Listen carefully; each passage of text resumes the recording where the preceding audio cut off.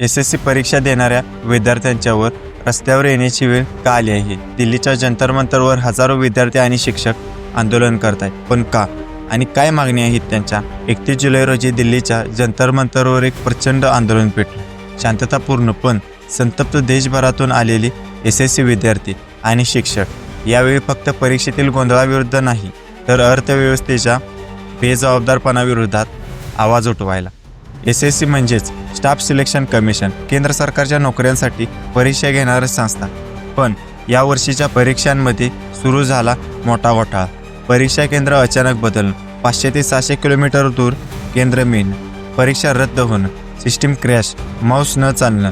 विद्यार्थी सेंटरवर गेले तर सांगण्यात आलं परीक्षा रद्द. एकूण 3 लाख विद्यार्थी परीक्षा देत होते. त्यातील तब्बल 55,000 विद्यार्थ्यांनी तक्रार दाखल केल्या. विद्यार्थ्यांचा आरोप आहे की TCS कडून परीक्षा घेण्याचं काम काढून एका अपयशी एजन्सी एज्युकेटीला दिलं गेलं आणि तिथूनच सगळा गोंधळ सुरू झाला.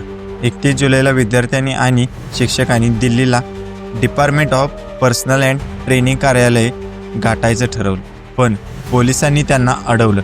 काहींना ताब्यात घेतलं, काहींवर लाठीचार्ज केला. नीतू मॅम, अभिनय सर, राकेश यादव यासारख्या लोकप्रिय शिक्षकांनाही पोलिसांनी ताब्यात घेतल्याचा व्हिडिओ व्हायरल झालाय. हे आंदोलन सध्या सोशल मीडियावर धुमाकूळ घालते, पण प्रश्न अजूनही असाच आहे.